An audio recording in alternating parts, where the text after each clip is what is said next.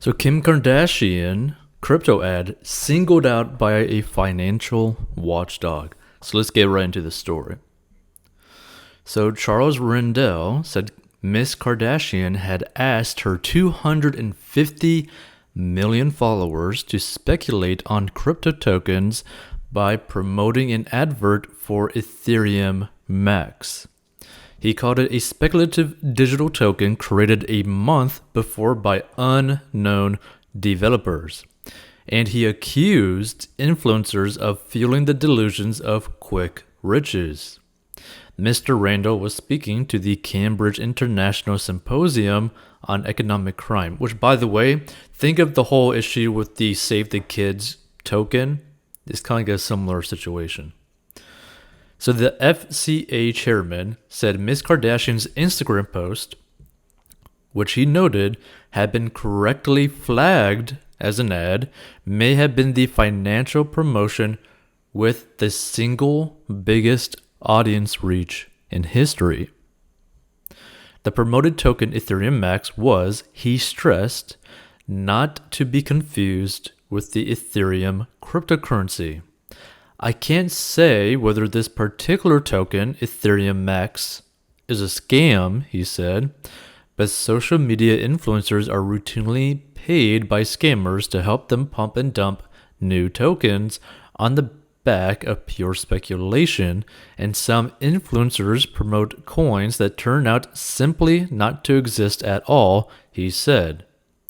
Now, the BBC has approached Ethereum Max and Ms. Kardashian for comment, but also you got to understand too, there's a lot of influencers out there that are doing things like this. For example, just take it from the influencer's point of view, right? Where they might not be morally strong, right? Let's say that you're in their position and you don't necessarily see anything wrong with this, and on top of that, you're potentially paid 100 grand, 250 grand, $500,000, maybe even $1 million for one Instagram post. How would you react in that situation?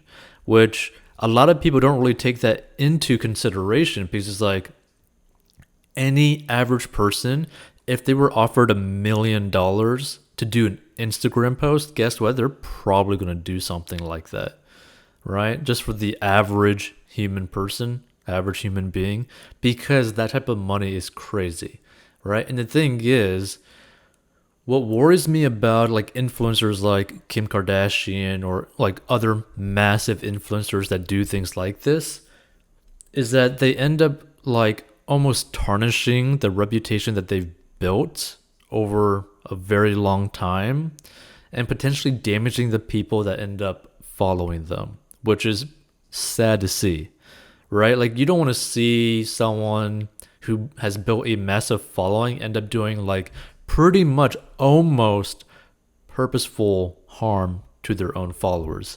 It seems like really dirty, you know?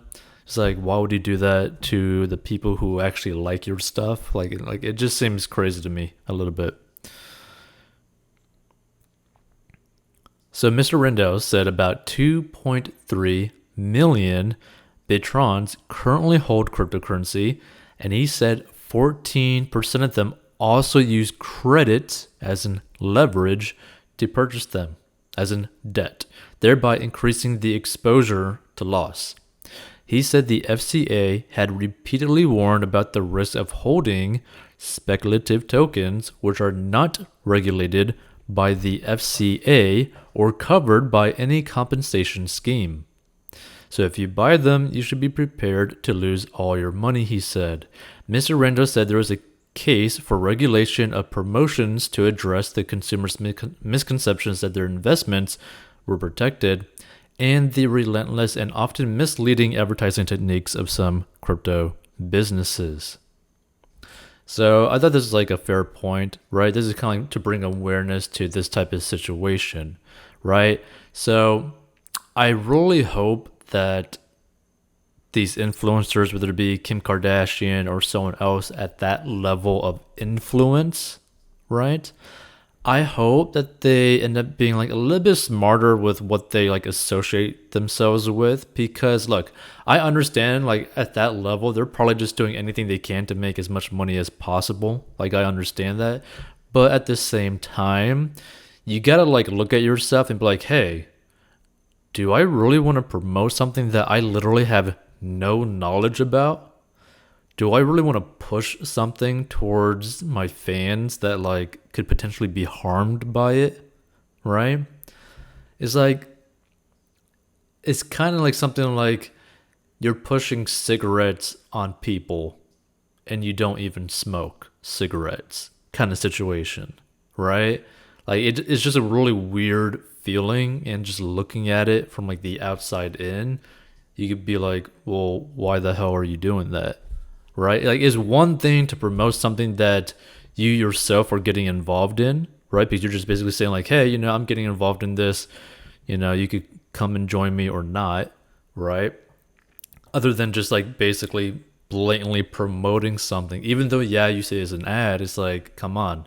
Like, you're promoting something that potentially people could lose a lot of money. Sure, potentially, some people might be able to make some money, but if the majority of people lose money on what you're promoting, that's a little bit crazy, right? Now, this is completely different than, let's say that, you're trying to promote like a hoodie or a t-shirt or your own product or something like that. Like, in this case, right, when it comes to like cryptocurrency, you're literally promoting something that people either view as like money or basically an investment vehicle, right? So it gets into like a really like gray area, because like this isn't like you trying to like choose between like a PlayStation 5 or an Xbox, right? It's not that same thing. It's a little bit more serious, and it could have a lot more damages to the individual who's ended up putting their money into it. Because you could take the example of like the whole BitConnect scam situation that ended up basically becoming like a Ponzi scheme, right? Where people like mortgaged their houses and put all of their money that they had into BitConnect, meaning they lost everything. And on top of that, they were in hundreds of thousands of dollars in debt because they also leveraged, right? So if you end up like promoting things like that, where people think that like, oh, this is such an easy way to make money, or like this is such an easy way to like, put money into here, and it's going to be the next big thing kind of stuff, right? Again, like a pump and dump situation. It's like, hey, this could have a lot of effects that are very negative, right? Now, it's very different than like, let's say that, you're like a fitness influencer and you are promoting, let's say, like a product that will help boost your metabolism, right? That's very different than something like this, because for your product, you could just say it's boosting your metabolism, but you still have to eat healthy and work out, right? It's not like you take this pill and you're going to get skinny. No, that is not the case, kind of thing, right? If you make it very clear that is not the case, but it can help you, right? Just like coffee can help you lose weight, right? But when it comes down to like just promoting like a cryptocurrency, like a random cryptocurrency, it's just going to get really bad. It could get really dirty. It could get, honestly, like life destroying in some cases, because I think this is the thing that maybe some influencers at this scale still don't realize, is like how much effect that they actually have on other people that follow them, right? You could also like use this example as, that kind of like moron who basically like broke into a place to go ask Logan Paul for a job when he quit his job and broke into a place, basically trespassing, to go ask Logan Paul for a job, basically asking for a handout, right? And now the guy's like milking it or like on TikTok or something. But it's kind of like the same situation, because you could kind of like see the effects of when someone's potential idol, right, or someone that they watch all the time, their effect of just watching that person all the time, the influence that person ends up having on their life, on their psyche, right? You're like, oh, like you might just be thinking about like, creating a post or like a video or all that kind of stuff. And you could have like these like really long-term effects or like very strong emotional or mental effects on someone who you have no clue who they actually are, right? For example, let's use Kim Kardashian. She could have done this like crypto ad, and one of her followers that she has never met before, right, could end up going through this whole crypto ad thing, getting completely scammed, potentially, right, losing everything, and potentially like offing themselves, right? Or worse, going after her and then offing themselves, right? Which is technically a possibility.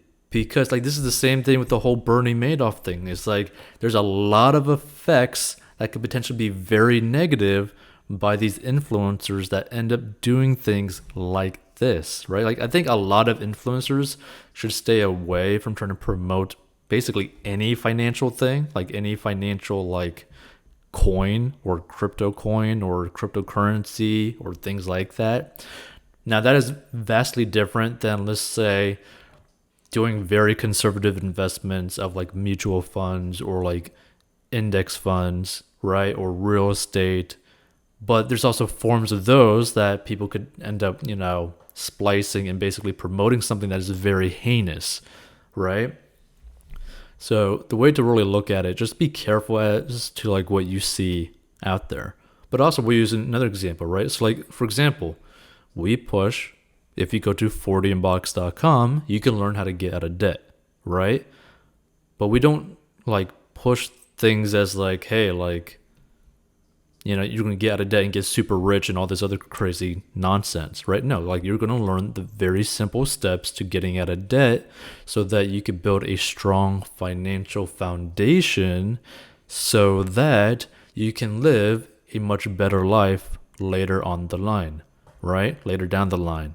You could have a little bit more freedom when it comes to your life. Because like imagine if you could just go to the grocery store and not even like really worry about how much money you're actually spending at the grocery store, right? It's like, oh man, can I even afford my groceries this week? Like that's what we really try to push, is to have that freedom after a certain point in your life. Because if you have no debt, you have a lot less stress on you and on your wallet so that you can actually go to the grocery store and buy your like typical groceries without like worrying about the rising cost of inflation and all that kind of stuff, because groceries are going to get expensive, at least more expensive, right? Your gas is already increasing by you just filling up. You can see that. So that's what we push, right? Like we push like a very conservative, very simple way of just manage your money better so that you can live a better life. Right? But you still got to do the work, right? You still got to do what we tell you to do so that you could actually live a better life. But this whole thing with like promoting cryptocurrencies and all that kind of stuff, right? People could end up losing so much money that is so depressing. Like you don't want to see someone end up putting all of their money in here and just lose literally every single cent that they have, right? So this is just like a very scary situation. And I hope that if you ever see like an influencer that you partake in a lot of, be very careful and do not engage with anything dealing with like cryptocurrency or anything like that, or penny stocks or anything like that, right? Because that is so dangerous and I don't want you to lose a lot of money. Feel free to share this with someone who might need to see this so that more people are like a little bit more aware of to kind of like avoid crypto ads, especially like out of everything nowadays, crypto ads are like scary as hell. So we'll see you in future episodes. Stay tuned for more. We post pretty much all the time. You could also just like listen to this on the podcast, which is literally on every platform like Spotify, Google, iTunes, all that kind of stuff.